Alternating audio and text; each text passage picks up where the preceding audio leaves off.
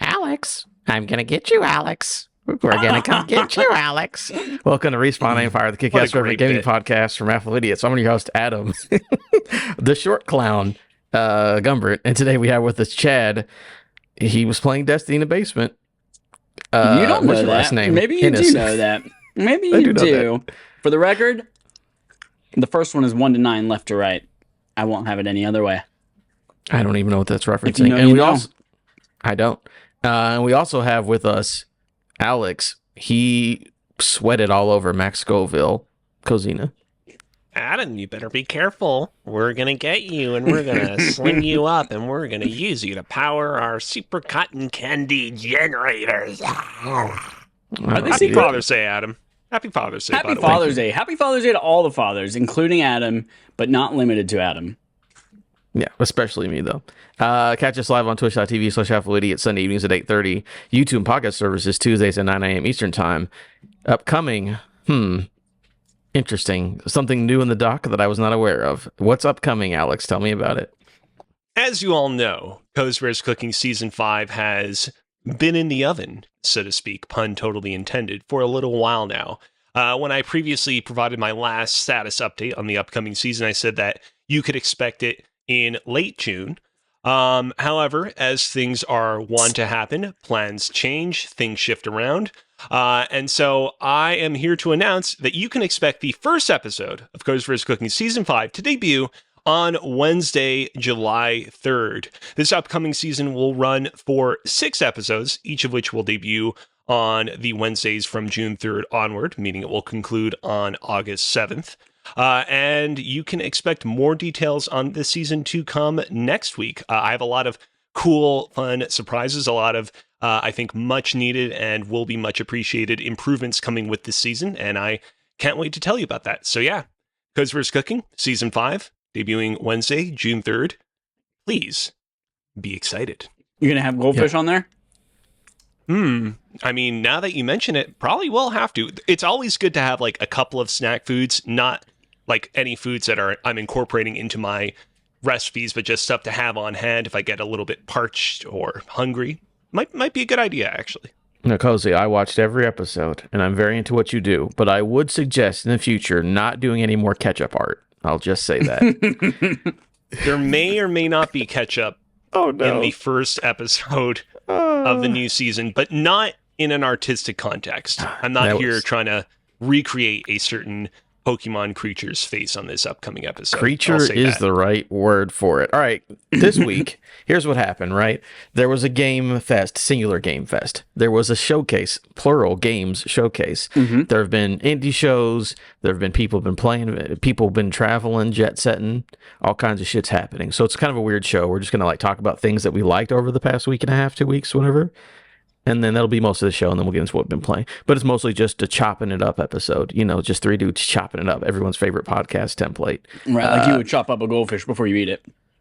I mean, yeah. If you cut off the head, cut off the tail, or whatever. Yeah, eat the middle part. Eat that thing whole. That's gross. All right, so each of us are going to bring a couple of things that we liked over the past weekend, 2 weekends and a half, or whatever. And then we'll get into trips and stuff. So starting out, who wants to go with one of their favorite announcements from the past couple weeks? Gaming related, obviously. I will start right now. GOTY 2024 goes to Power Rangers Rita Rewind. Rita Rewind. Rita Rewind. Rita Rewind. Power Rangers Rita Rewind. This was shown off as, in fact, it was even marketed this way. This was shown off as the only good game at Summer Game Fest. And and it looks fucking incredible. It is a throwback beat 'em up ish game. It's beat 'em up, but it also is like FPS at parts where there's like going towards the screen, kind of Doom style. There is fucking Megazord battling. It is 5-player, I believe, maybe 4-player co-op. There are 5 Power Rangers. I don't know. I can't remember whether you can play as all of them, but it was a complete surprise. The art style's fucking dope. Everything looks so cool. It's Rita's Rewind. Why don't you want to have this as your GOTY of this year? And then I'm looking at everything else on my list, and almost everything else is 2025 or TBD. So yeah, this is absolutely GOTY 2024. And online and couch co-op, which means we can all play together, beating up putties. Just beating your pud all day and all Just night. beating my pud. Is it from the people? I'm trying to look up the developer. It's not. Is it from the Shredder's Revenge people, or is it just look like? I have Shredder's no Revenge? fucking clue. All I know is that we were watching it live in Matt's basement, and I had to go poop, and I went upstairs and pooped, and I continued watching it via my phone while I was on the toilet, and I got so excited that I texted Matt from the toilet that I was excited from it, but they had paused and gone back to the beginning because we missed the beginning, and then I came downstairs and I wanted to watch it again. I said, watch this again, and then we did, and it was fucking incredible. Okay, yeah, I'm looking through their website right now. Oh, they did Cowabunga Collection. Which was the collection of all the other ones. But no, very good. It looks good. I was like, oh, this reminds me of Shredder's Revenge, which I fucking loved the year that came out. So Power Rangers, even better. Yep. I'll go next. This game might not come as much of a surprise, given what you guys know about me and what it seems to be kind of the general consensus overall on the showcase in which this debuted. But Astrobot looks very, very, very solid. It looks better than solid. It looks great. I mean, this game, people are saying this, and like, I don't think they're being facetious when they say that this is a game that legitimately could give 3D Mario a run for its money. The previous Astrobot games were incredibly solid, and I mean, this game looks like it will continue in that trend of being incredibly great. I think the thing about this game that I'm kind of most excited to experience is many, many years ago, I played Super Mario 3D Land, which was the 3D Mario game that was on the 3DS. It released like in November, shortly after the console's release. And I remember one of the levels early on in that game was a like top-down 2D-ish style level that was meant to commemorate what I believe was at the time the 25th anniversary of the Legend of Zelda series. That level was really, really solid. It's probably one of my favorite levels in that game. But then from there on, there really were no other levels of note that like were built around the idea of being like a tribute to one specific franchise or property or what have you. And what I love about this upcoming Astro game is it seems like they are doing that. It seems like every few levels of the game will be a tribute to like an iconic classic PlayStation franchise. And if it can do that kind of consistently, give us the kind of like fuzzy memories that we know and love from the likes of God of War, Ratchet and Clank, so on and so forth, I feel like Sony has a big hit on their hands. So yeah, easily. Very good. Chad, were you interested in Astrobot as a full game? 100%. 100%. I even, after this, I got my 3D printer, and I also have a collection of, I don't know, just looking at maybe 25, 30 amiibos now. So they obviously did not make any kind of Astrobot statue. So I went and found someone who created a 3D Astrobot model on cults3d.com, and I bought a $3 Astrobot model. And now I'm going to split it up in pieces, print it, and make a little Astrobot. So yeah, I am V into it. It was maybe one of the, outside of Beat Saber, the best VR game, I think, on PSVR 1. And obviously, everyone fell in love with it. Everyone was like, I can't wait to download my very first game on my PS5, whether that was Miles Morales or Demon's Souls or whatever it was. And while you were waiting, you played this game. And then it turns out, oh, this game fucking rocks. So yeah, a full-fledged version of this thing is going to be so good. I can't wait. Dope. I will go with, this is going to cover 2 in 1. So I think this is a good way to do it.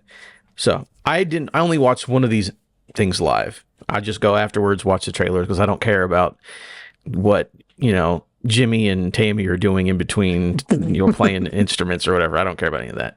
So watching just the trailers, the gameplay trailers, I'm like, Ubisoft showed off their 2 big games pretty well. Again, I didn't watch the whole thing. I didn't watch the performances and the whatever, but just watching, here's 10 minutes of Assassin's Creed Shadows. Here's 12 minutes of Star Wars Outlaws. I'm like, those games look good. I want to buy those video games this year. So good on them for just giving us like a big, meaty, chunky part of some gameplay. And I'm like, yeah, this worked. I want to play multiple Ubisoft games this year. So shout out to them. Shadows looks great. That'll be awesome. Outlaws looks like it'll be fun too. I mean, they did it perfect. There's like, here's two franchises that people like. Here's cool games in them. I'm like, big plus for me. So yeah, I think, again, didn't watch the whole presentation, but just like, if you're trying to sell me on what you're making this year, you did a great job, Ubisoft. So good on them. What did they? I didn't actually watch the Ubisoft thing or anything that came out of it. Was it because they've revealed Shadows? They walked you through. This was weeks ago. They walked you through 2 different characters, blah blah blah, and then they had another thing at Summer Game Fest. What was different about the Ubisoft showing at the Ubisoft Forward? Go ahead, Alex. Yeah. I was going to say, it was just pretty much singularly focused on showing off new footage and interviews and whatnot from games that we already know about. I don't think there was like a single new announcement in there except for the one like nerdy strategy game where you're in ancient Rome. Oh, Anno. Yeah. That one. There we go. No, the Assassin's Creed was, we're doing a mission, like we're starting as Yasuke. It's like he's in this village killing these dudes. This is how he plays. And then they switched to Naue and did the mission and assassinated a dude inside of a fortress as Naue. Gotcha. Okay. So, it was very cool. All right, who's next? Me. Okay, so this is actually, I mean, Power Rangers GOTY 2024, but GOTY of all the announcements that were there. Expedition 44. Oh. Yeah. Expedition 43. Expedition 43? No, it's 33, but I'm saying it like a toddler. Okay.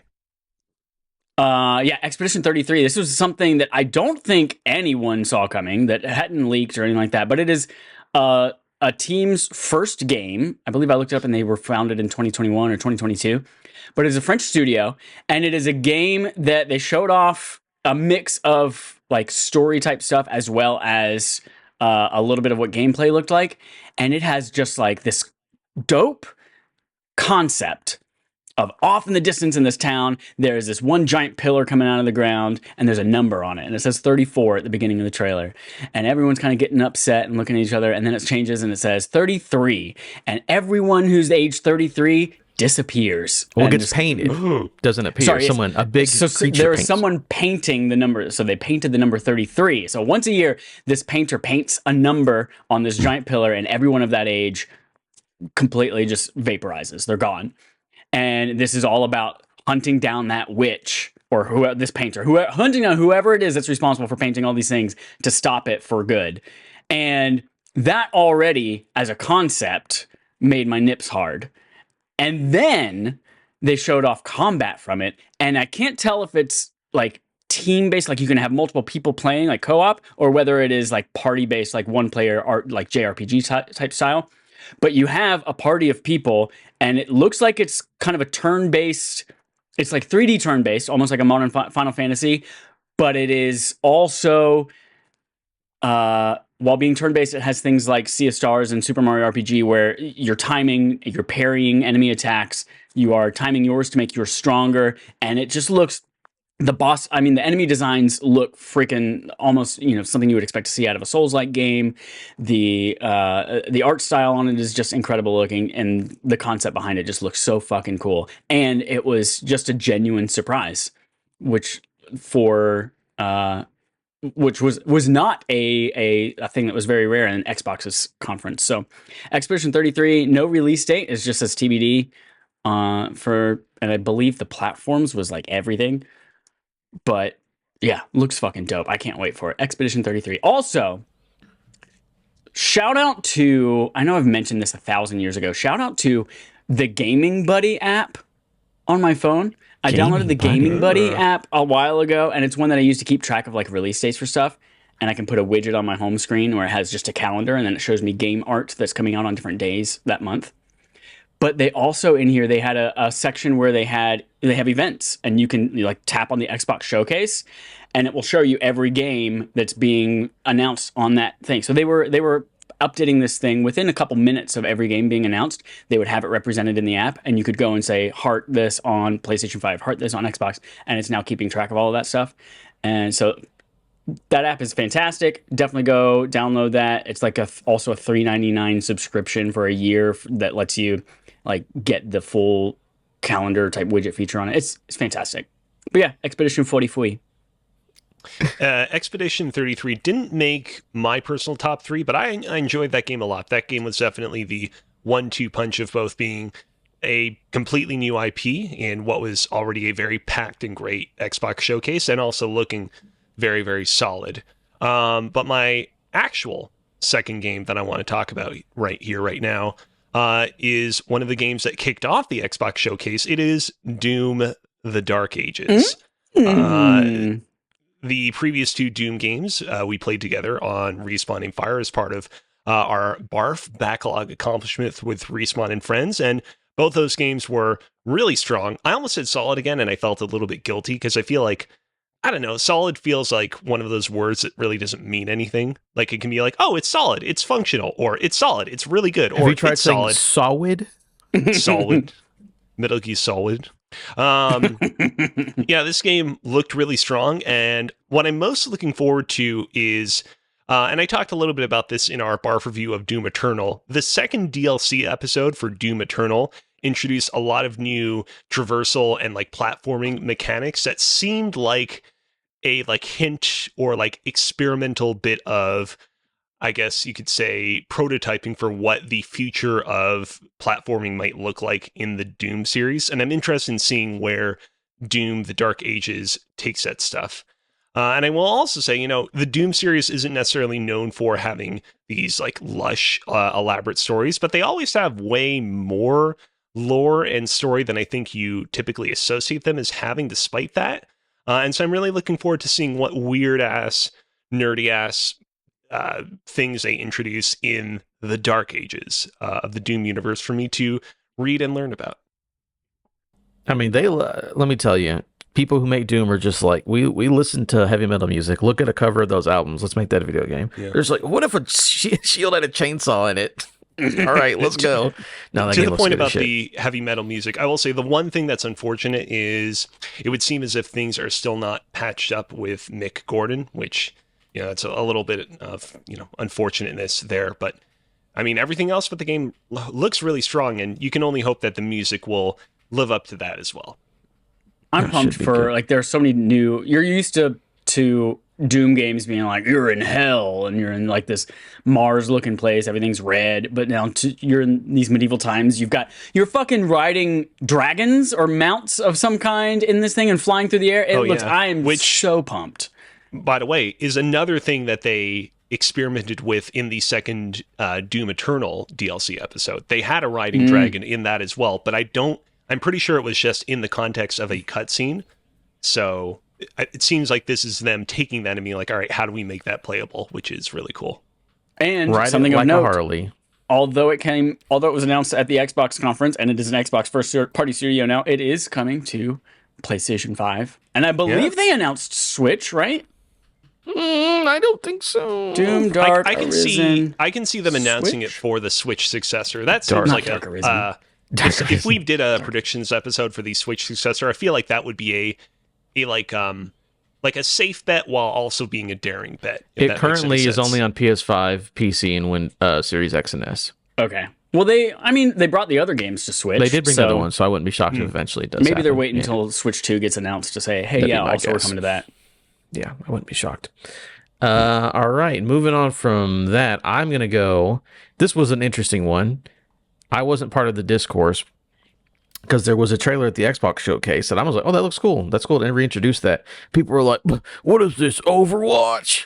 And then they showed us a 25-minute or a 20-minute gameplay trailer on Tuesday, and I was like, oh, no, it's Dragon Age. Dragon Age is Dragon Age, and it's back. I thought that the trailer was fine. I was like, oh, yeah, look, we're introducing the companions because that's what's important in these games. And then just some dude in the Discord was like, he's like, they're making a hero shooter. I'm not going to buy it. It's like, what are you actually talking about? But whatever. No, then they showed the full 20-minute preview thing on Tuesday. I was like, oh, man, I'm excited. And this game's supposed to come out this year. In a year where we have like last year was like very clear, like, oh, here's going to be the big games. And this year where it's like, maybe things are more up in the air. I'm like, oof, a Dragon Age should really hit for me being a big game that comes out this year. The gameplay stuff looked great. I really like how there's still the slow down time strategy stuff, but it's also like the actual action looks better than it has before. And then, yeah, it looks gorgeous. I love all those character models. And then we're just continuing the story because I'm like, oh, there's Solus. He's here. This is important. Isn't it weird how Dragon Age is like been happening for like 15 years, but all those games take place within like 4 years of each other or some crazy shit like that? Like you would just is that the assume. case? I've never played a Dragon Age game. Every time you play Dragon Age, you play as a new character, right? You make a new whatever. But all these games happen, like, all the characters exist in the world that you made. Like, your character from 2 shows up in Inquisition. And he's like, it's been a year, buddy. I'm here hanging out. It's like, oh, I forget that. But anyways, I think it looks awesome. And if that one comes out this year, they say fall right now. That's, I think, the most surprising thing about this game to me is that we had heard they announced this game under a different title, of course, years, and I feel like what it's been 6-7 years ago or something like that. It's been a while, yeah. It's been a long time, and then I don't remember whether it was like an official statement from them or whether it was a rumored thing that like the whole game got rebooted a couple years ago. Oh, yeah. And for them to now just say, here it is, here's the reveal trailer, here's the new name, and also it'll be out in a few months. That sounds like really fast for me. So that was a pleasant surprise for me. Yeah, the impressions of this game that have come out from what is it, Summer Game Fest play days seem like pretty strong. People seem like pretty pleased with it. I've never played a Dragon Age game myself before, but I hope for your enjoyment, Adam, that this game comes together, because it seems like this game is definitely on a much better track than whatever track it was on before. Yeah, like I say, at the end of the day, if they're like, oh, they had to restart, whatever, as long as this game comes out and it's good, then none of that stuff really matters. And they've all been good so far, so I'm excited for that one. What's the official name of it again now? What's the new name? It's now called Dragon Age The Veilguard. Wait, how do you pronounce that again? The Veilguard. Dragon Age The Veilguard. Dragon Age Veilguard, yes. My Chad, number 3, my last like non-honorable mention, and then I have a list of honorable mentions that I'm not going to spend too much time talking about. But my number 3 was a genuine surprise. Did not expect to see it here. Did not expect to see it in this form. Gears of War E-Day. Gears of War E-Day. Woo! This was their like closing out one more thing at the Xbox conference. And it was not Gear 6, but it is instead a prequel, Emergence Day. It is before the events of Gears of War 1. We see young little Marcus Phoenix with his, not yet grizzled appearance. He's got his little soul patch. We see, I can't remember whether the main character from the trailer is someone that we've seen before. But that's all to say, it doesn't matter because... It's Dom and Marcus. No. There was the original person. Like, there's the first person we see in it, and then Dom and Marcus show up towards the end of the trailer. I don't know who that first person was. Oh, maybe the guy it was fighting? Just a rando. Maybe, I don't know. The guy fighting the Locust? That's Marcus. Because he has his headband and it gets knocked off and Dom gives it back to him. I'll explore that later on my own here. But anyway, so basically, that's also inspired... I've always wanted to go back and play all the Gears games, and I've only ever played Gears 1, 2, and 5. And now Matt's never played any of them. Joel has played all of them and is like, oh, you really need to play 3. Oh, you also really need to play 4. Oh, you should really play 2. And now we're all just going to play. We're going to play them. What's really weird is that 1 and 2 are 2-player. 3 is 4-player. Judgment's 4-player. 4 is 3-player. 5 is 2-player. It's so weird or something like How many players was the Funko Pop game? The Funko Gears Pop was 2 players. No players. No one played that game. I played it. Damn. So yeah, we're gonna start our trek. This was TBD, so we don't know when it's coming out. No announcement or anything like that. So we're gonna start our trek of playing all the Gears of War games from start to finish, bottom to top. I drop. Very nice. By the way, I'm watching the trailer now. It is Marcus is getting the shit beat out of him by a locust at the beginning of it. What was I thinking? Let me go back and look at this shit. Yeah. This might, while you look that up, this might surprise longtime listeners of this podcast, given my known gaming history. But in fact, Gears of War E-Day was my 3rd pick of the show as well. I also have not played any of the Gears of War games before, and much like you, Chad, this trailer and the incredible buzz surrounding it of people being so overjoyed to see babyface Marcus and Dom again, baby-faced, has motivated me to try and finally play these games as well. I had them on my backlog for a while. I'd been meaning to finally try them out, but this has been the spark that has finally motivated me to try and do so. On top of that, this was a great trailer. I think it's the right way that you end a showcase as strong as Xbox's. And yeah, good time. You're totally right. I'm rewatching it now. You're totally right. I thought there were 3 people total, but it's just 2, and I didn't recognize without Marcus. his do-rag. Without his do-rag, and I also didn't recognize it as a Gears prequel at the time, so I was like, oh, some young gun like, who's for this new man? Gears 6. Maybe this is Marcus's son or something. Yeah. Dope. Cool. Oh, man. Yeah, there's so many honorable mentions. I will say for my last actual one, South of Midnight. Let's go. Again, you give me American folklore in the South with stop motion animation looks like Spider-Verse. I'm here for it, dude. Like everything that they're delivering with that, I'm super into. I was shocked to see it again because we saw it last year and it was just like a trailer. I was like, okay, so the game's probably like it is 2 years ago. I didn't think we would see it again, but we saw gameplay and it's coming out next year. And I'm like, ooh, I'm here for that. Even if that's like just a mid-tier, like 10-hour whatever experience, like I'm here for it. I don't care. I'm super into that idea, that setting, that art style. It's all great. So been looking forward to that one, and getting a release date was very nice because I cannot wait to play that next year. Wait, did we get a date or just 2025? I think it's just 2025. Yeah. Okay. So yeah, very good, very interesting. I think anyone look into it. I just ever since I've seen Spider-Verse, I'm like, this is an art style that more people should use. And then we've seen it once in a while, but not a lot. But I'm like, yeah, give me a video game with an art style. I'm all about it. And then they did it. And they're like, how about it's also in the American South? I'm like, you know where I'm from. So very cool. So yeah, that is my last one. And then I'm sure we have a bunch of honorable mentions we can blast through as well. Yeah, I will. I'll mention Alan Wake 2 Night Springs. South of Midnight. South of Midnight.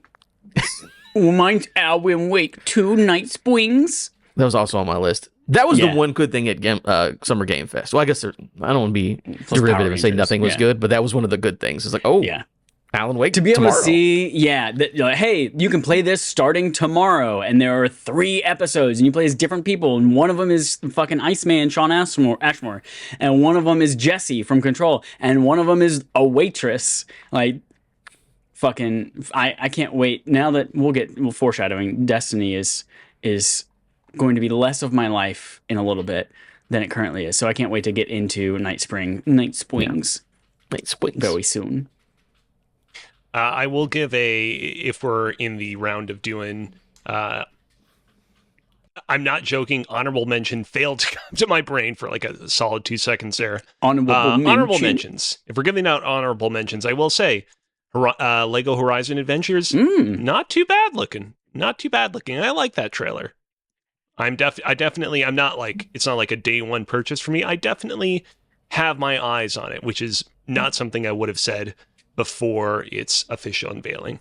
I was shocked it's not an actual Traveler's Tale game or whatever that studio is. TT Games. It makes all Lego games. It's just Gorilla and another company. Oh, cool. I didn't know that other people could make Lego games. It's a linear, just retelling of the first game, but in Lego style. Like that. And on Switch. And on Switch. They know what they're doing. There you go, kids. Another honorable mention for me. Some people try to talk smack about it because Jeff Keighley is like, I have something from 2K, but Civilization 7, like that is a big deal. Like those games are very popular and review very, very well. So it's cool to see that because I believe Midnight Sun, it's the same team who made Midnight Suns, and that was only a year or 2 ago. So I'm shocked that I'm sure they've been pre-production it for a while, but Civilization games are great. So next year launching day and date on PC and console, even better. Perfect Dark was super surprising to see. Yeah, there we go. In any capacity, let alone the gameplay demo that we got. I have a feeling, just based on the rumors of the turbulence that this game is going through in development, that what we saw was a very, very much a vertical slice, and maybe all that might exist of this game right now, perhaps. But it was interesting to see the type of game that they're going for. It was interesting to see what this world might look like. The fact that you're able to, they shoot the column and the dust comes out to like hide yourself or blind the enemies and that kind of, like, there were some cool mechanics in there. So I'm pumped for Perfect Dark. Again, TBD. We don't have a date. I'm not allowing myself to get excited for this, but it was a genuine shocker to see this game actually show up and have as robust of a gameplay demo as it had. We will definitely see what becomes of this title, but yeah, Very surprised. Perfect Dark, the original quadruple A studio.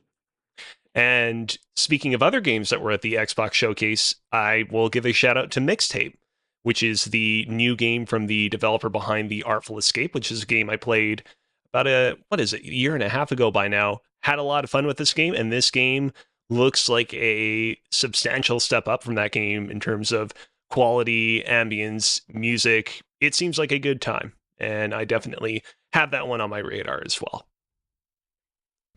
You guys keep going because I'm trying to remember what these actually are. You know, you write stuff down and you don't remember what it is. Mixtape is the one with the mixtape. Yeah, it's got all the licensed music too. When I saw that trailer too, and they were like, coming whenever the hell it is, I was like, you know what that game means? That means it's going to get delisted in like 5 to 7 years from all the stores because they don't have the licensing rights anymore. So buy this game physical if you can. I remember what one of them is now. It's Flintlock. Yeah, that was on mine too. Trailer. Flintlock. I've been excited for it for a while. Flintlock Siege of Dawn is supposed to come out last year.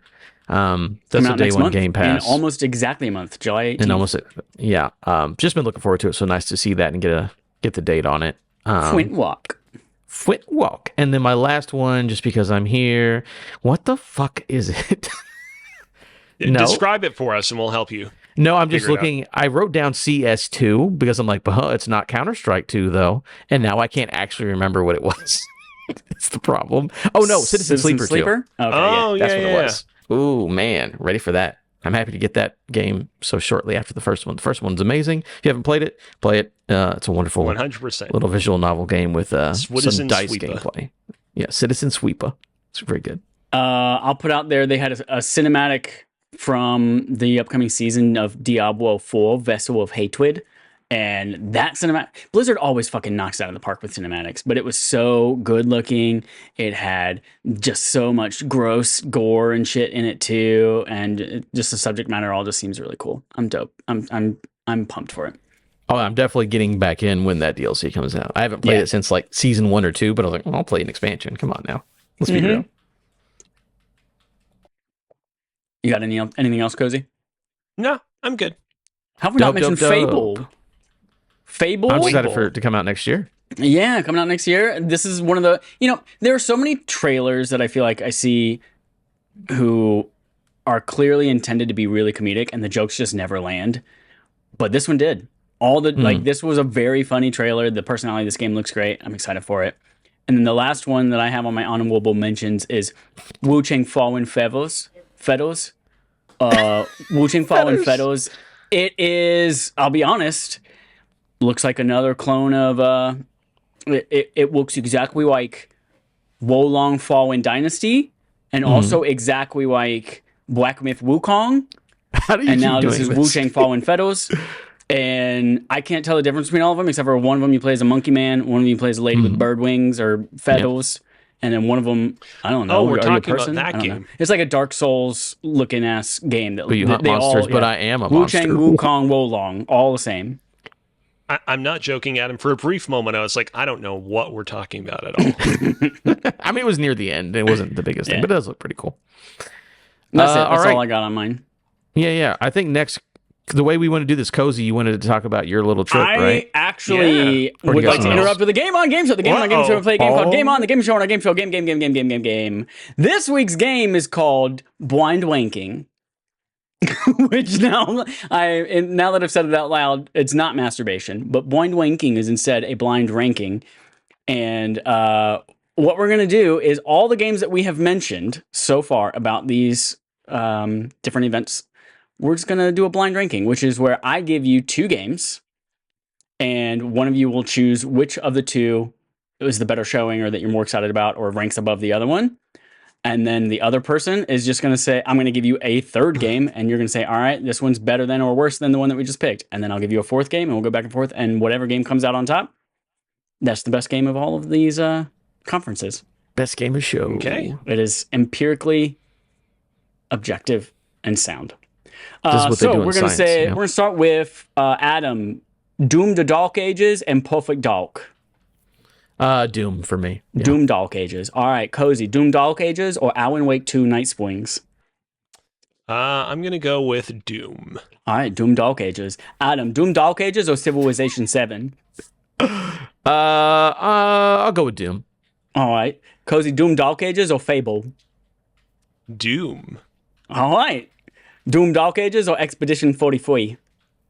Is this for me now? Yeah, Adam. Oh, it's Doom, baby. All right. Cozy, Doom Dark Ages or South of Midnight? Oh, I don't know, Chad. I think I'm gonna go with Doom. Doom? Okay. Adam, Doom Dark Ages or Dragon Age Veilguard? Dragon Age. All right, Cozy, Dragon Age Veilguard or Lego Horizon Adventures? You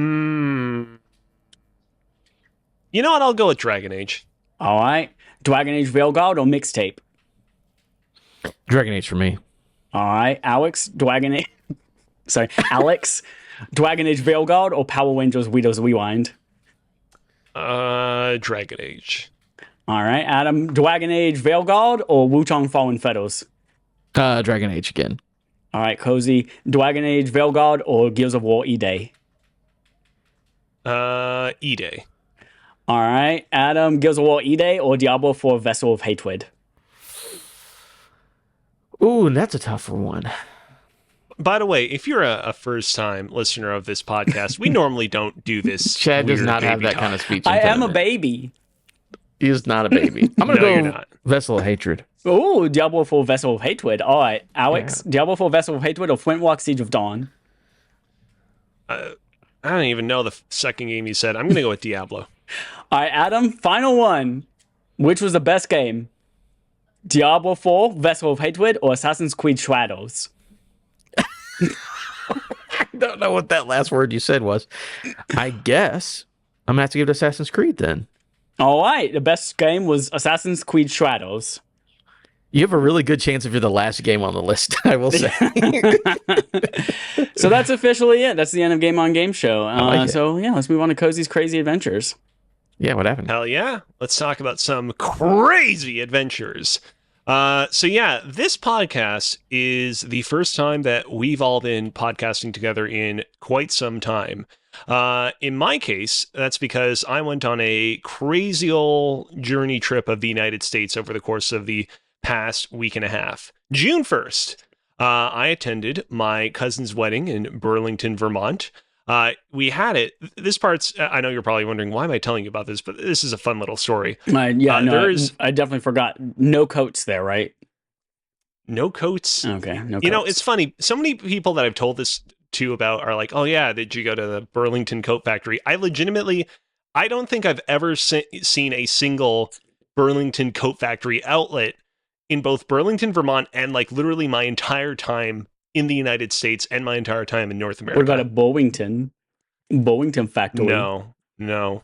Anyways, we had it at this place called the Echo Museum, the Lee Center for Lake Champlain, which is like a maritime museum located on the waterfront in Burlington, Vermont.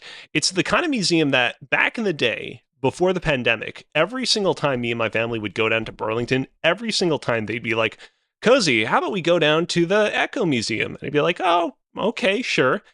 Every single time we'd go down there, and by the end I was like, hey, maybe, there are some other things for us to do in Vermont. Maybe we don't need to always go down to this Echo Museum. And then the pandemic completely killed that, and I haven't been back there in 5 years until this past weekend when I was there for my cousin's wedding. It was a great venue. We got to like explore the museum and do all the little exhibits while drinking. There was a Ben & Jerry's ice cream truck. Coming out of the wedding, I'm like, man, when I have my wedding at some day in the infinite future, I gotta really step up my A game and show these people who's boss. From there, travel down to New York from Monday to Wednesday. Concrete jungle. Got to meet up with one of my friends, and I was introduced via my friend to a little pizzeria called Joe and John's. This is located in Ridgewood, basically East Queens, on Myrtle Street. And let me tell you, if you're ever in East Queens, eat at Joe and John's. They have the stuff. Their pizza is incredible, both Al Taglio style and also like Brooklyn floppy slice style. And they got incredible pasta. They're not sponsoring this. I'm just telling you right here, right now. Go and eat at Joe and John's. They're great. Joe and John's. Joe and John's. Joe John. Joe and John's. Joe and Johns. Joe and Johns. And so, yeah, walked around Brooklyn a lot, walked around Manhattan a lot, checked out Queens a little bit. I discovered a really cool toy. I was about to say museum, but it's technically a toy store called the Museum of Nostalgia on 31st Street in Queens. Definitely go check that out. Really cool. And then from there, I hopped on a plane so that I could go to LA to attend IGN Live. So, just to be clear, LA is also an abbreviation for Louisiana. Is that where you went? No. Okay. I went to the other LA. Okay, gotcha. And so a little bit of background. IGN announced IGN Live a couple of months back. And I'd been meaning to find an excuse to travel down to LA so I could, take in the sights and also reconnect with Max Scoville and Brian Altano, who I've not had the chance to meet up with in a little while. We, of course, did Butt Pretty back together back when the Comedy Button was still happening, and have been meaning to touch base with them since. And I will say, I've been looking forward to this little meetup quite a bit. It'd been definitely something like at the end of my calendar that I've been like, oh man, it's going to be great when we finally get there. The week leading up to IGN Live, I got a little bit apprehensive because this is the first time IGN's doing their live show. IGN run by a lot of people that know what they're doing, a lot of professionals. They've done a lot of like sets and things at like conventions like Gamescom and E3 back when that was still around. But first time doing this sort of thing, and also in the week leading up to this, I don't know if either of you caught this, but there was like a big hullabaloo about Pokeverse, which was a Pokemon-themed convention in the Philippines that was being compared by people that attended it to like the Fire Festival of Pokemon. Like it was just like a really poorly managed Pokemon convention being held, that was held in Manila. And so I was a little bit concerned going to it. In the end, IGN Live ended up being a lot of fun, with the very slight caveat, and this is not really a critique, it's just something to kind of keep in mind as I go through my experiences at IGN Live, that definitely not nearly as big of a convention as I thought it was going to be. I previously attended, not E3, but what's it called? Anime Expo, which is an anime convention held in the same convention center that E3 typically was held in years past. And I figured, okay, I know how big this is. Something like IGN Live is probably going to be like maybe a third or a fourth of that size. And it like wasn't even that. This was like a very small, very intimate event, which I think was appropriate for what IGN was trying to do. And I think also appropriate for this being the first event of its kind that IGN decided to throw.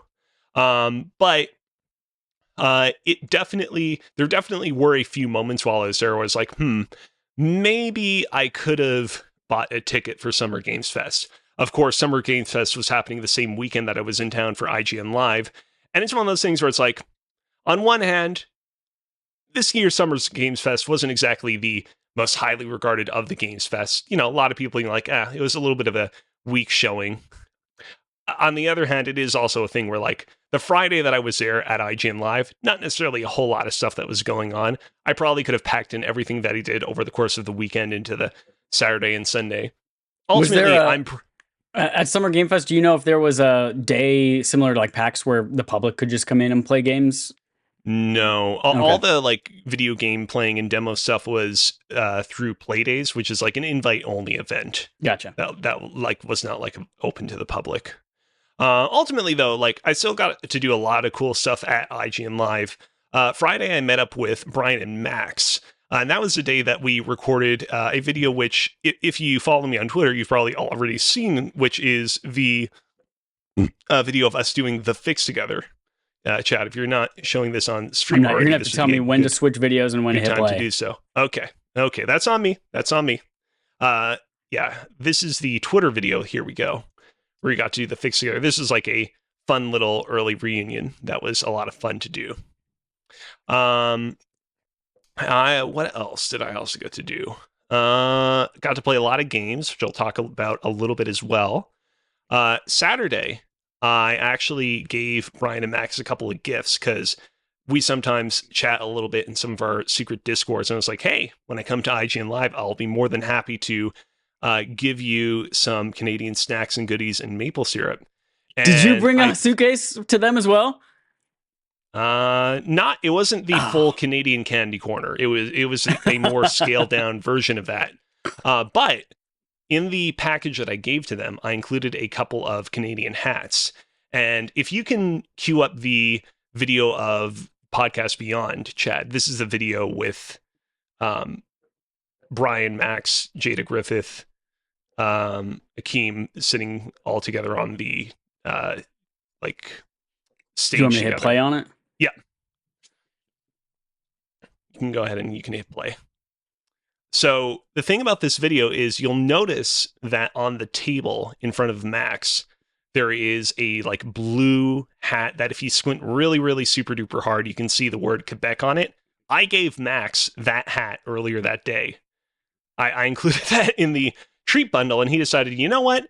I'm going to take this hat out on stage and use it as the thing that I'm going to hold all the character cards in for this bracket segment they did, where basically they tried to figure out what PlayStation characters could beat up what PlayStation characters. Never acknowledge it, never explained oh, this is where the hack came from, this is why we're using it. It's just a fun little gesture that they did that I appreciated. Well, now I feel cheated that we didn't get Canadian swag in addition to our Canadian tweets. I mean, that will definitely be included alongside the Great Canadian Candy Corner 2, Electric Boogaloo. Definitely. Well, here's the thing, Cozy. I'm scrolling forward 15, 20 minutes in the video, and the hat has disappeared. Did Max just throw it off stage, or what did he do? The hat was moved to the couch. If you look in between the legs on the couch, you'll probably see it there. Yeah. Right here, yep. And shortly after that, I'm assuming that Max clued in Jada on who I was, because I actually was invited up on stage to play Mario Kart 8 alongside Mark Medina and a couple of other fans. Unfortunately, I wasn't able to find any video footage of that, but I did win this nice Razer mouse for my time up stage. Unfortunately, I didn't win the race itself, but they're like, hey, everyone's a winner here, so you get yourself a mouse. And I'm like, thank you. Classic Nintendo Switch Mario Kart accessory, the Razer mouse. The Razer mouse.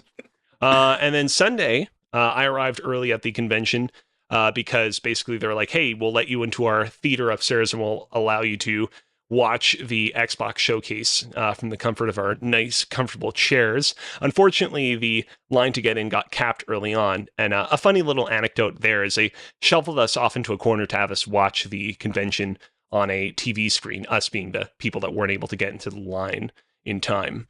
And TV had real bad, shitty speaker quality. And then 30 minutes in, they came in and installed a nice set of speakers on it. And I was like, man, you guys are doing it now? The convention is almost over. And then the presentation went on for another 30 minutes because it was that long. And I was like, I stand corrected. It turns out it was worth it after all. And then I don't think I would get in trouble for saying this. At lunchtime, I actually met up with Brian and Max again, and they gave me a little behind-the-scenes tour of IGN Live's sort of production. Ooh. I don't have any media images or anything to share from that because that would be a massive breach of trust or what have you. But that was really cool, and I really appreciate them giving me the opportunity to do so.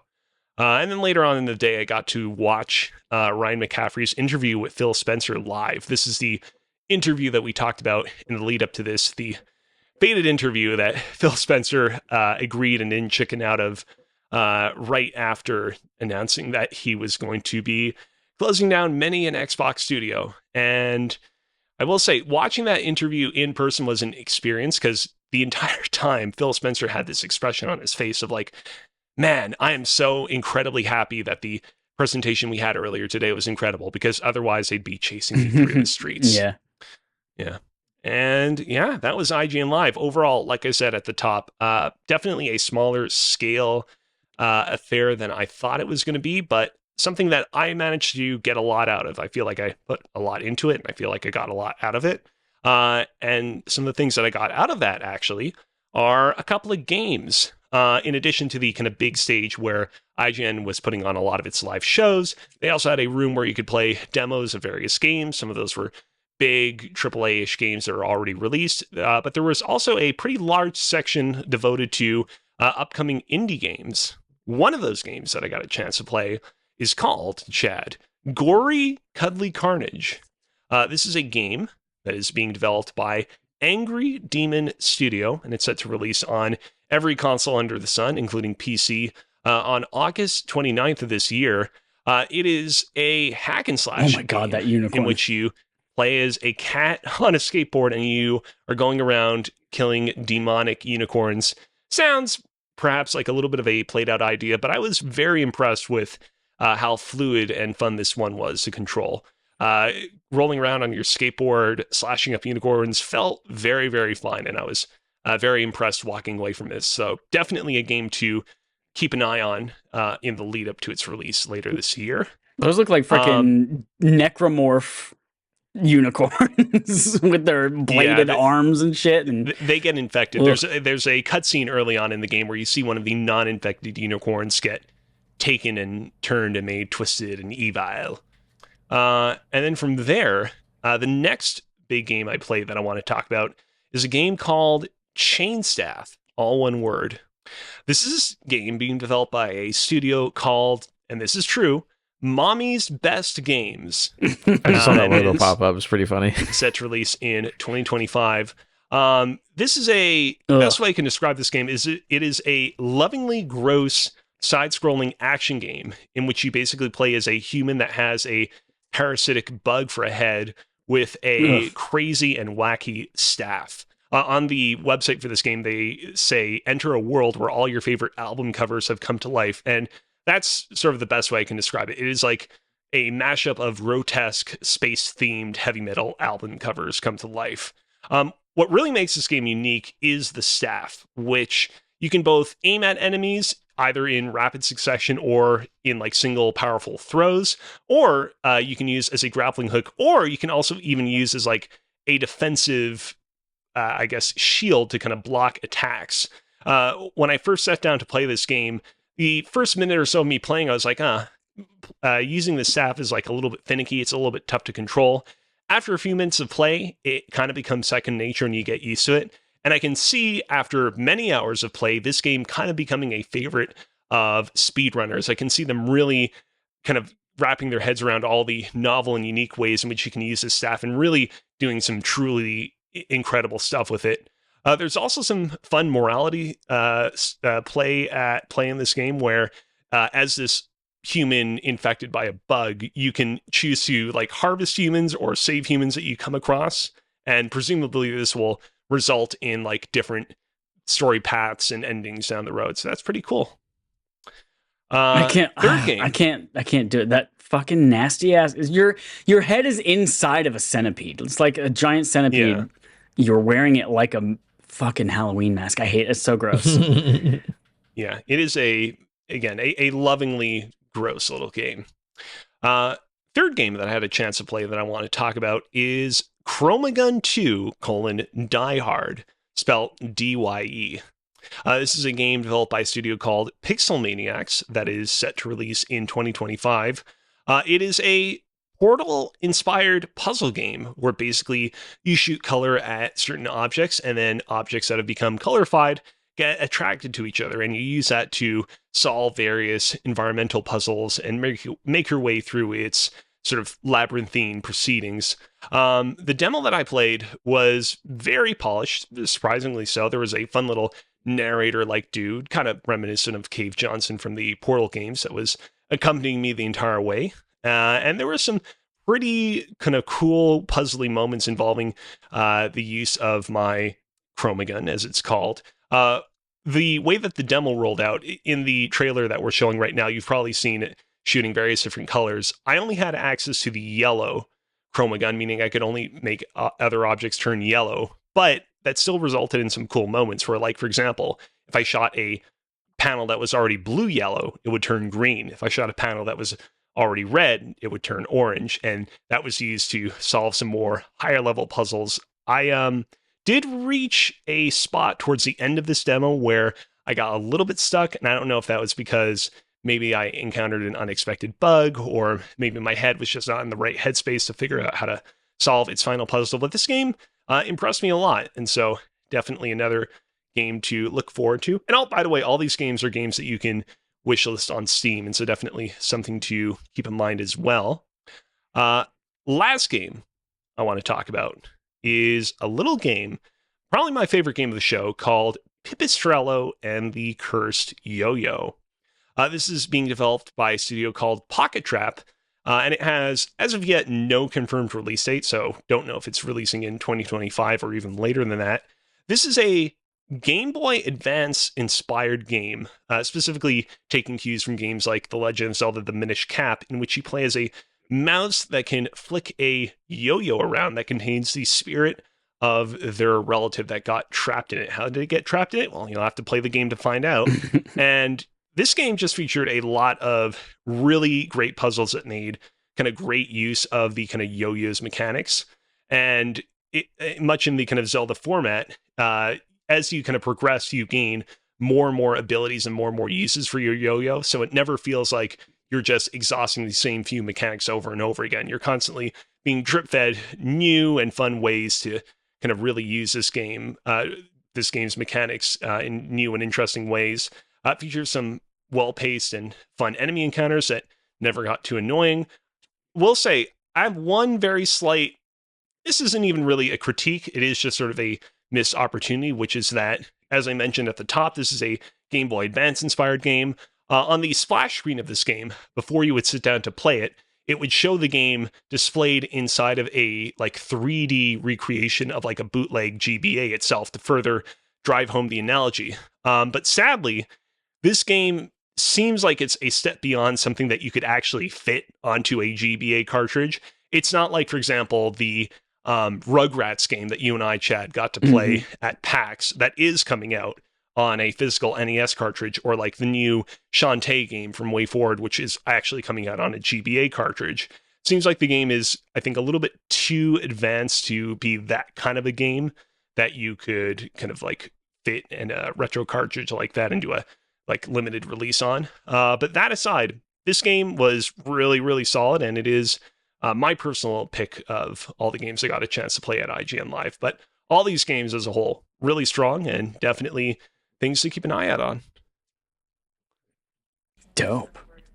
Very cool. I didn't realize it was going to be that kind of thing where you can like play unreleased games and stuff. Yeah.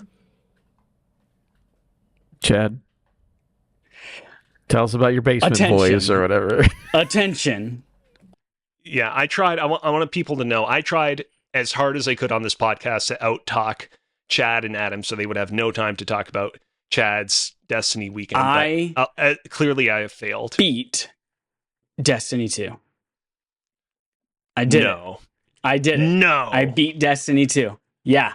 And I know I've said that 1,000 times, but this time's for real. I beat Destiny 2 for real this time. This is 10 out of 10, the best the Destiny 2 has ever been. It is, I'm not going to give any kind of spoilers or anything, but I'll just talk about my time with it. It's the Final Shape expansion. It's the wrap up of 10 years of Destiny storytelling about the light and the dark, the witness, the traveler, all of this amazing crafted experience that they've been making over the last 10 years. Paid off so fucking well. The writing, the cutscenes, the interactions, the missions, the raid, it was all just incredible. So 10 out of 10, highly recommend. Especially if you are a Destiny, like if you're one of those crazies like me, if you're one of those like, I'm not just in it, but I'm like into it, like watching lore videos and that kind of stuff, pays off 1,000-fold. But yeah, I did it in a fun, special way, which is why we didn't have a podcast last week as well. I went to Rhode Island. I started the tradition. This is not only the second time we've ever done this, but for Witch Queen a few years ago on my birthday, I went up to Rhode Island and we had 3 PS5s and 3 TVs in Matt's basement. And me, Matt, and Dallas sat there and played through the Witch Queen campaign together. Together. We played through the Witch Queen campaign together. And it was such a good fucking time. We had Destiny cookies and all that kind of stuff. And we decided, let's do it again. And we were going to do it for my birthday again this year because Witch Queen was coming around my birthday. Or sorry, Final Shape was coming out around my birthday. And then it got delayed to this June. And it was such a fucking great experience. If you have, as an adult, I know you have very, very few opportunities to actually have like a LAN party with friends, unless you're Joel, apparently. And highly recommend doing it at least once or twice, because it's a good ass time. So the game came out on Tuesday, and then the raid dropped Friday. And traditionally, you have 10 days between rather than 3 days between, because you have to get up to power level, you have to finish the campaign, maybe unlock some of the new exotics, some of the new aspects and fragments. And this time it was just 3 days. And the whole first day, Tuesday, servers were on fire. And so if you were able to get in, you'd be playing a mission, and like you'd get sent to orbit, or the game would crash in the middle of a mission, or you'd be pulled out of it and you have to start it again. Or unfortunately, you would maybe sometimes finish a mission and then the cutscene at the end of the mission just wouldn't play. And so you'd miss like a really big, cool piece of story content. And their fix was, we recommend playing it solo. If you missed a cutscene, we recommend going back and playing the mission solo. I was like, you're going to make me go back and play that whole fucking mission? No, we'll YouTube it. Luckily, there were a lot of really great Destiny YouTubers who were like, hey, we're just going to put up all the cutscenes so you can come in and grab the one you missed. So we played through it, beat the game Thursday night. We've spent so many nights. It was a full week. I was there a full week, and we were up till probably 2 a.m. every single day, 4 a.m. on Sunday night with the raid. And I have not seen 4 a.m. in a long time, y'all. It was... And I was not even tired at the end of it too, but we had to quit because Joel had to work in a few hours, and and it was a great time. So yeah, then the raid started on Friday, and the way Destiny raids start is it's 48 hours of contest mode, because it's the world's first race. First people to beat the game or beat the raid get this great recognition emblem, and then they also get these big wrestling style belts. And it was over a day, I think. I think it was something like 30 hours before the first team finished this thing, because this was the most complicated and complex raid that Destiny has ever had by far. And just figuring out the mechanics of it while everything is also super difficult and killing you and one-shotting you and all that kind of shit was wild. So yeah, that was, I think, Saturday night. We didn't stay up super late because it was at that time that we decided, hey, we'll just come back tomorrow when contest mode is done on Sunday. And then that's when we sit up till 4 a.m. Got through all but the last 2 encounters. We finally beat the fourth encounter on Monday without Joel, because Joel had to go to work because loser has a job. And then Connor came in and filled in with him. And then 2 nights ago, Friday, June 14th, we got back together, fought the Witness at the very end, beat the Witness at the very end. Felt so fucking good. We got that raid jacket. We got that raid fanny pack, big giant sling bag fanny pack. Felt so fucking good. So it was fantastic. If you're a person that doesn't normally raid, I would let you know that this is really fucking tough, and maybe it's not the raid for you to come in and get your feet wet for the first time with a raid. It is being pitched as the cap at the end of the story, because the campaign goes all the way up in the very end, and then there's something that happens at the end of the campaign that is exactly where we are at the beginning of the raid, and then the raid kind of caps that off. But then there is one final mission after the raid that unlocks after the world's first that anyone can do without playing the raid, that is like the final cap on the end of the story. And that is it was like a fucking dope, one of the coolest things I've ever played kind of thing. And cutscenes get your nipples hard. Like, imagine the way you felt in Avengers Endgame when you hear "on your left," and then you see Captain America and he gets the hammer and he says "Avengers Assemble," and you start crying in the theater. That's the way I felt. It was so fucking cool. I will say, Chad, we make fun of you a lot for somehow time traveling and beating Destiny over and over again every week. I'm that good. I am. Both of us are genuinely, truly happy that it seems like Destiny endcapped its wide and overarching story in a really spectacular fashion. I do want to ask, though, were you disappointed that in that final screen where you're looking at the Traveler and it has like that weird psychedelic thing on it, that the psychedelic portal was not a square? No, because here's the thing. I'm happy to know that the Traveler will forever have a vagina on it. That's the kind of Traveler that I want to remember for all time. So okay, yeah. So yeah, fantastic game. they absolutely landed the plane. It's reflected in the review scores too. It is currently the highest rated, tied for highest rated game of the year so far, with Final Fantasy VII Rebirth. That is not to say I'm done playing it, because there's still a lot to go. There's a lot of shit. This is wrapping up one story, but it's very much the beginning of much more. And so we're seeing the ramifications, struggle for power afterwards. Now that the Witness is not the big bad. Can't wait. Can't fucking wait. So yeah, that was my time. We had a great old time. Again, go travel, have fun, bring PlayStations with you on a plane, and get a bunch of TVs. Oh, here's a fun thing. Dallas is like, don't bring a TV for me, Matt. I'm going to bring my gaming PC monitor. Guess who had a ton of trouble with their PC monitor? Yeah, PC nerds. Yeah, couldn't. He's like, the color's all washed out. I can't fucking get it to work right. I don't know how to make it brighter. The contrast is too weird. It's fucking up everything. I'm in this room and everything's super bright and I can't tell what anything is. And yeah, settings were a mess, and none of us. There was no logical way to fix anything about it, and none of us had an answer, because that's PC gaming, PC. It's just a TV though. A monitor is just a small TV. You would think. It is.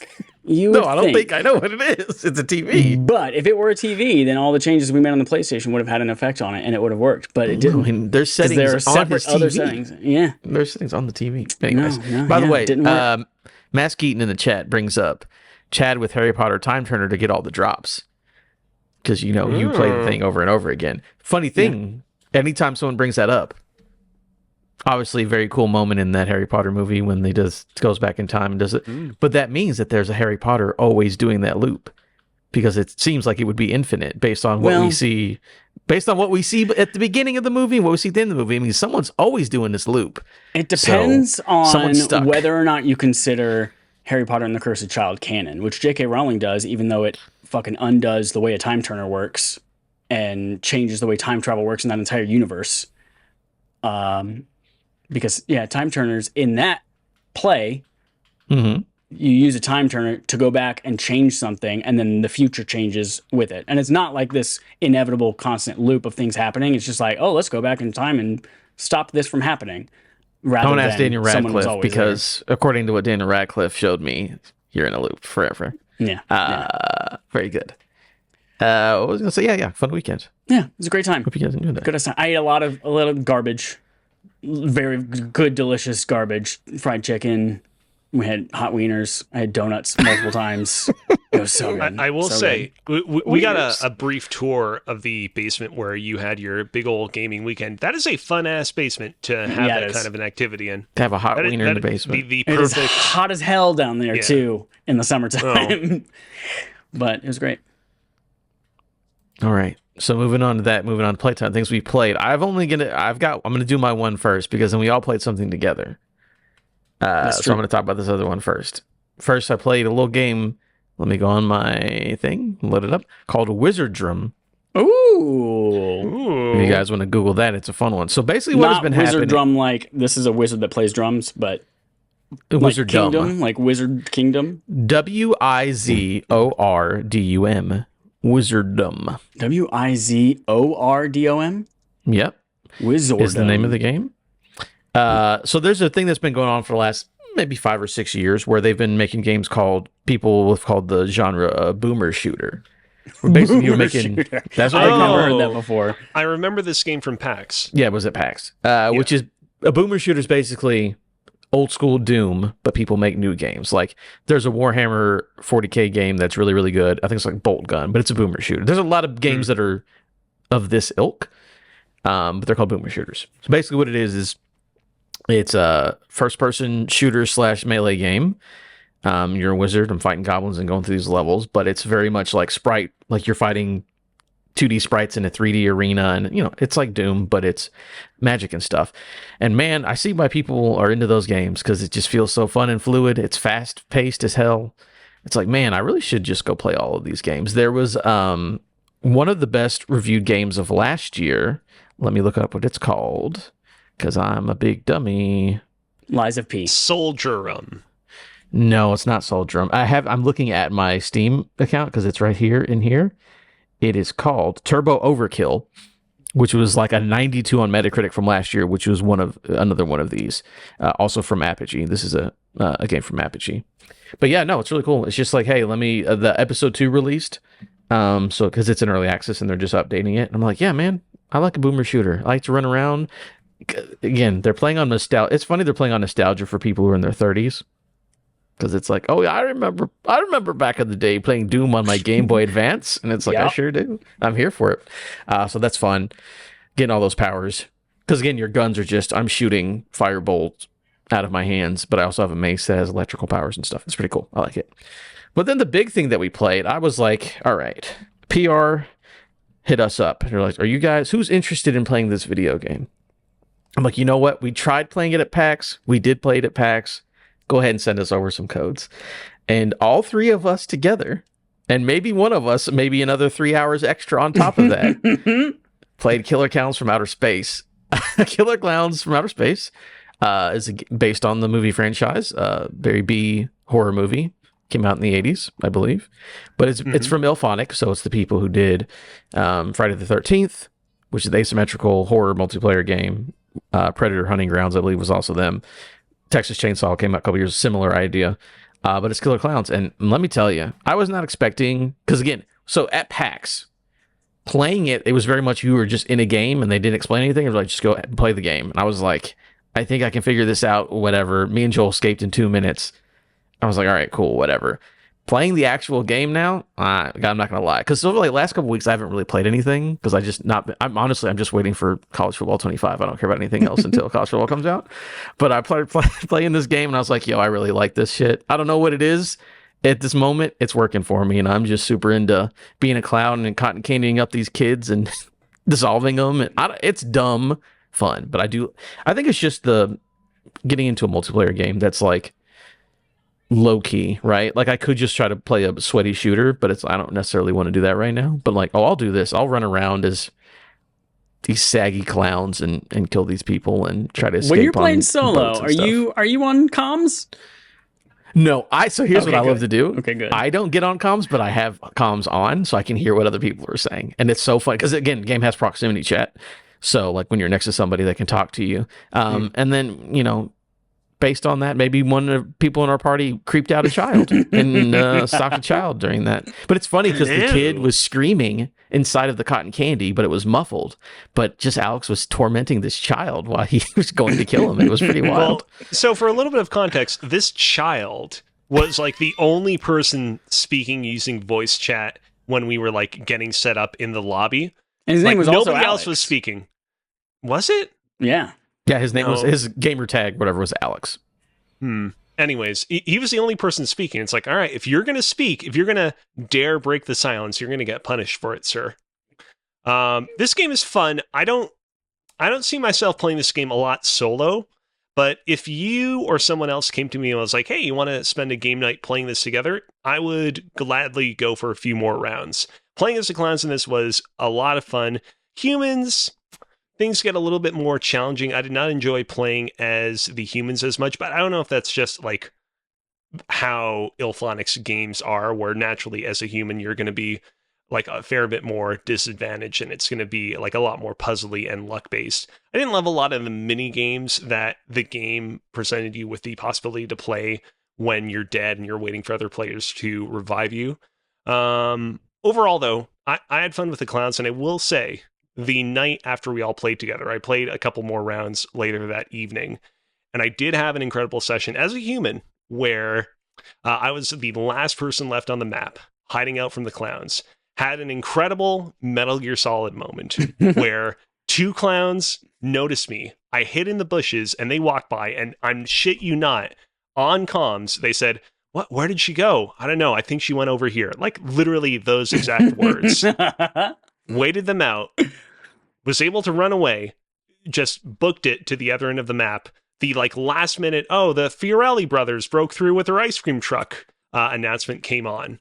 Found the ice cream truck, escaped with 10 seconds to go. Incredible moment. Again, still a lot of struggles that were had that match. Still wish I was given perhaps more concrete objectives of what I could do to successfully escape as a human. But there's definitely a lot of fun and close shaves to be had playing that game. This was a game that I almost reluctantly played. Like, I went in with the mindset of I'm going to play at most 3 matches. Just to, I got my experience out of it. I know what it is.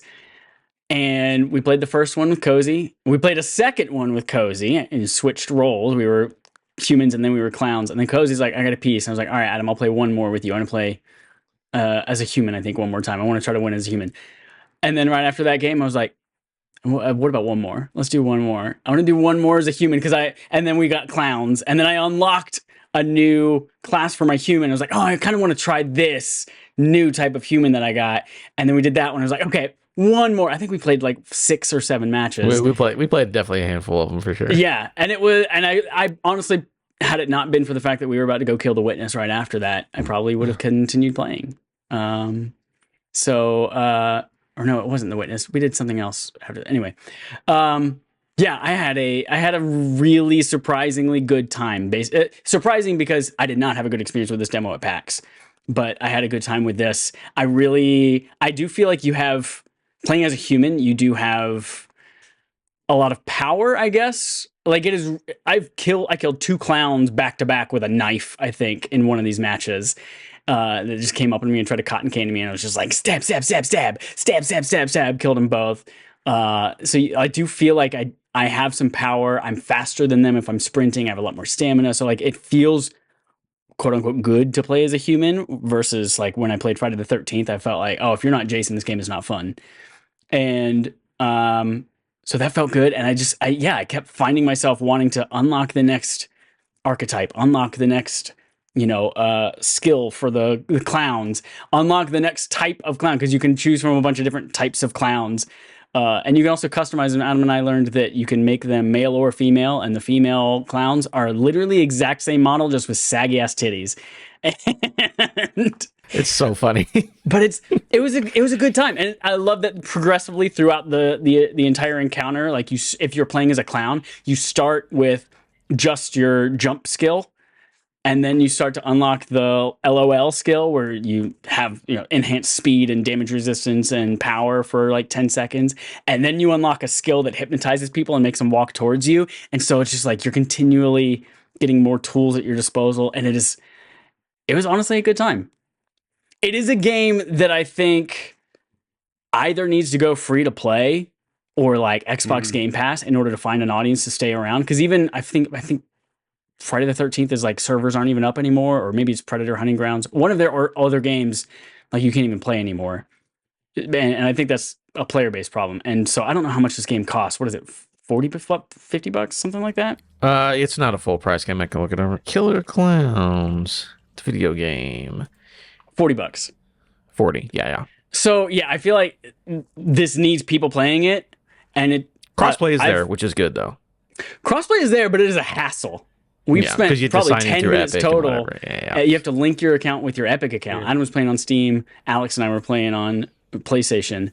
And you had to link your Epic account, and then you had to become Epic friends. And if you weren't already Epic friends, and you can't go to the browser on your phone, you have to go to a PC or a Mac in order to go to the browser on there. It's easier and in then Fortnite it's not on the browser. because you have to Fortnite download is the Epic, launcher. So it's all right there, in Fortnite. So it's a lot easier. But we got it to work though.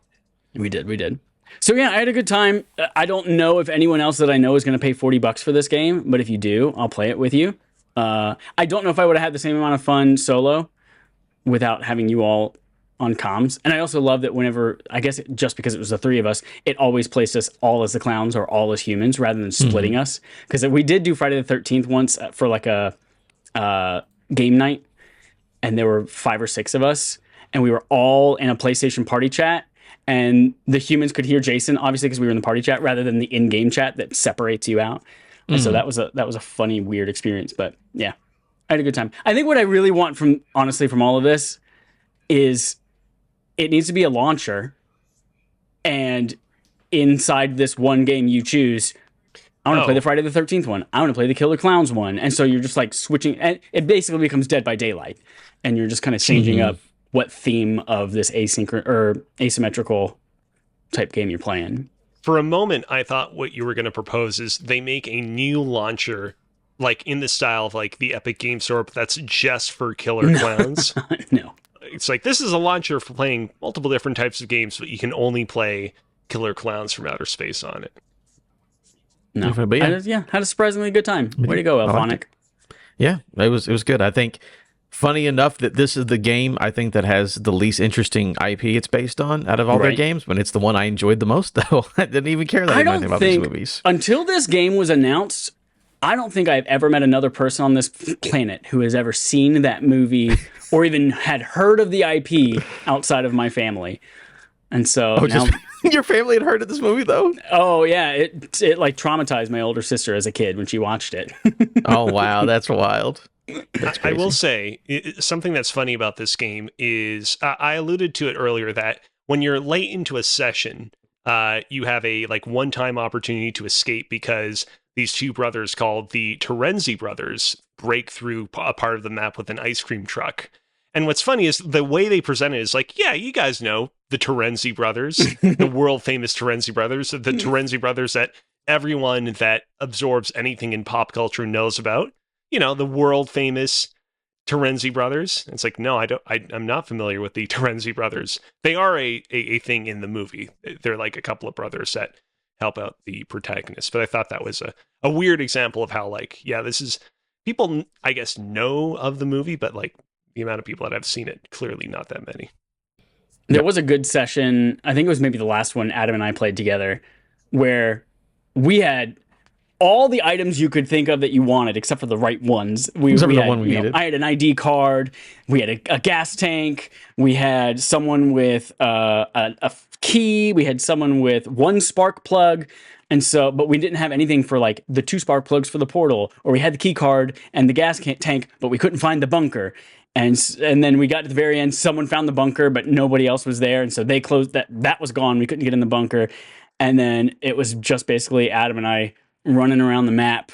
I found one area because the truck could come in multiple places on the map at the last 30 seconds.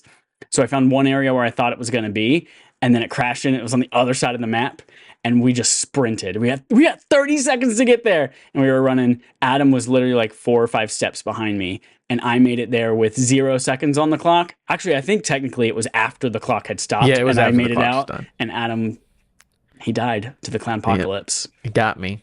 I did get a gold trophy win. Though. Yeah, I also got that trophy because when I kept playing for 3 more hours, I eventually did escape out of that ice cream truck. I was like, and again, it was clock at 0, but I ran through it, and I was like, see ya, idiots. Good times. Yeah. So yeah, I enjoy Killer Clowns. If you got friends, especially, check it out. And then the last thing, I'm not going to talk a lot about it, but I texted Chad about it.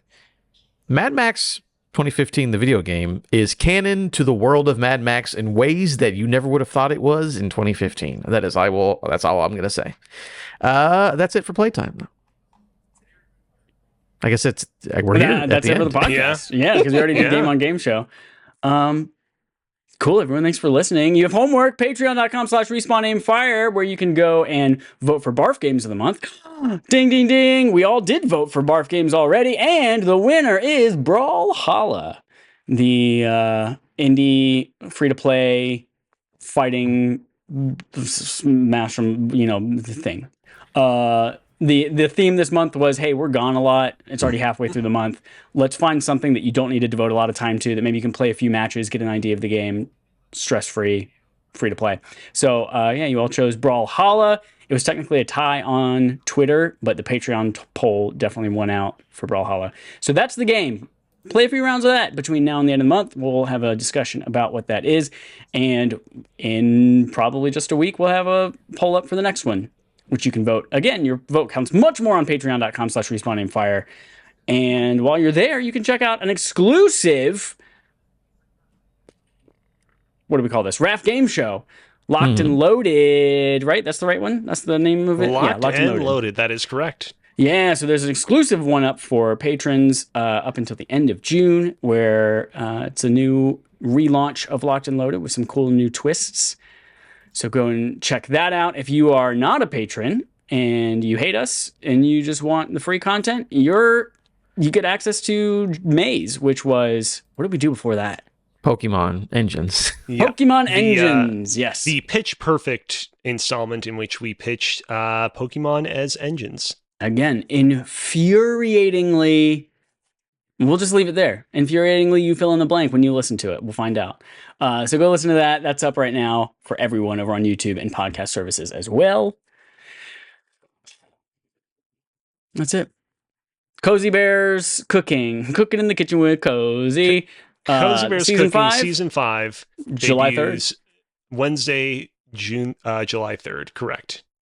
July 3rd. Go and watch Cozy Bear cook something, and then recreate it the next day in the red, white, and blue of America for Independence Day. Yeah. More details to come next week, and goldfish crackers will definitely be on set now. Oh, I meant goldfish, the living organisms. Oh. I don't know about that. I had a pet goldfish when I was very young. My grandmother, God rest her soul, bought it for me, not knowing or expecting my parents to not find the decision to buy the goldfish very agreeable. And my parents did their best to filter the goldfish's water, but then they killed it. Oh, and that's it. That wraps up our podcast, everyone. Thanks for listening. Until next time, here's our usual sign off. Go watch House of the Dragon. Season 2 premieres right now. Ah, it's actually almost over. Go watch it.